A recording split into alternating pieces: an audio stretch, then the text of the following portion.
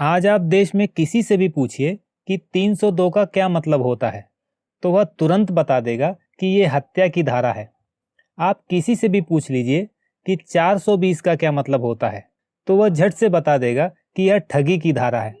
लेकिन अब ऐसा नहीं होगा, क्योंकि मोदी सरकार अंग्रेजों द्वारा बनाए गए कानूनों को बदलने जा रही है, जिसके तहत केंद्र सरकार 3 नए बिल लेकर आई है, जिसमें कानूनों को नए रूप और नए नंबर दिए गए हैं, जिनके लागू होते ही 302, 420, 376 जैसी कई चर्चित धाराएं बदल जाएंगी।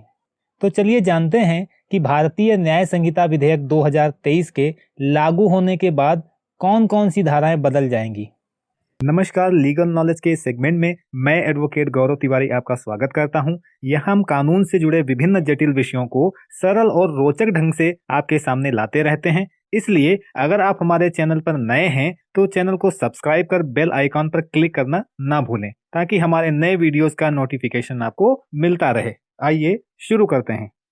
हाल ही में केंद्र सरकार ने आपराधिक न्याय प्रणाली में सुधार के लिए कई बदलावों के प्रस्ताव रखे हैं, जिसके तहत केंद्रीय गृह मंत्री श्री अमित शाह ने लोकसभा में 3 नए विधेयक भारतीय न्याय संहिता, भारतीय नागरिक सुरक्षा संहिता तथा भारतीय साक्ष्य विधेयक 2023 पेश किए, जो क्रमशः आईपीसी, सीआरपीसी और एविडेंस की जगह लेंगे।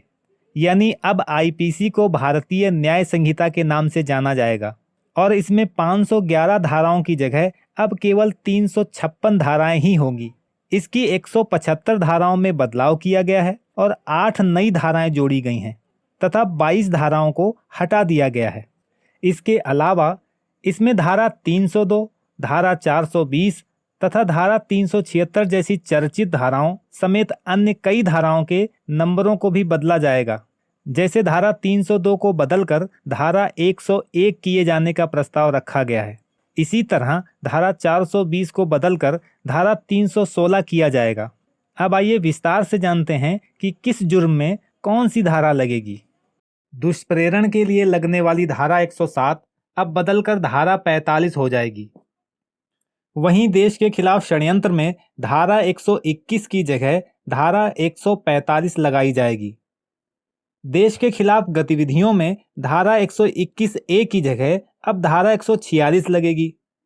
वहीं राजद्रोह के लिए धारा 124 की जगह धारा 150 लगेगी।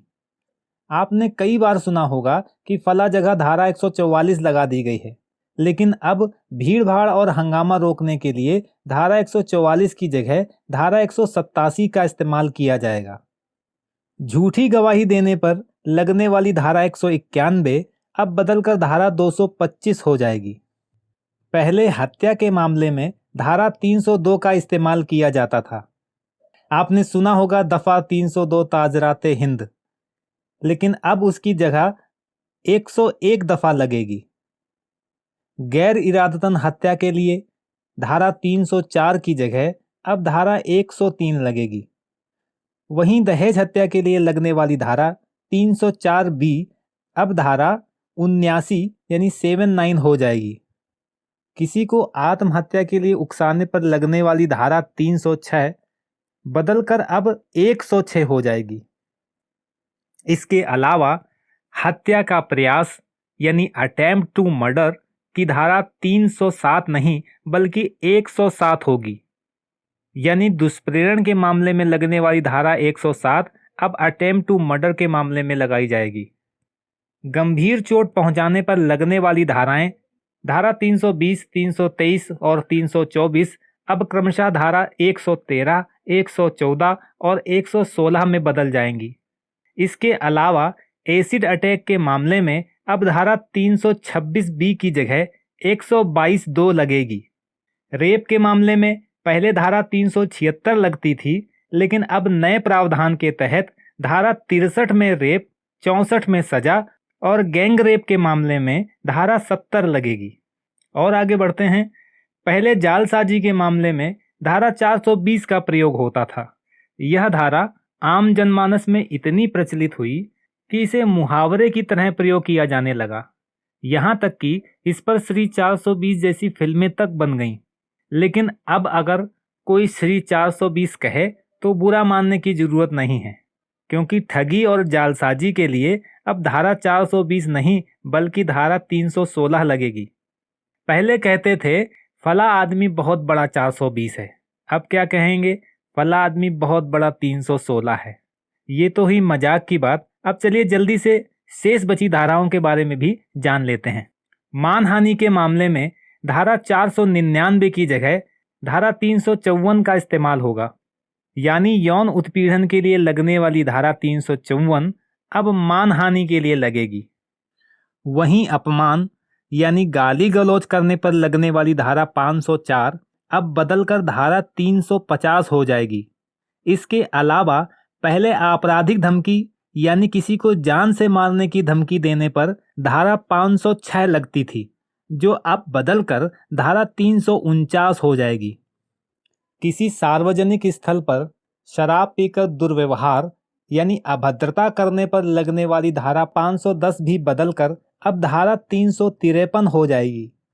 भाई साहब, कानून की पढ़ाई के दौरान बहुत मुश्किल से ये सेक्शन याद हुए थे, अब लगता है इन्हें फिर से पढ़ना होगा।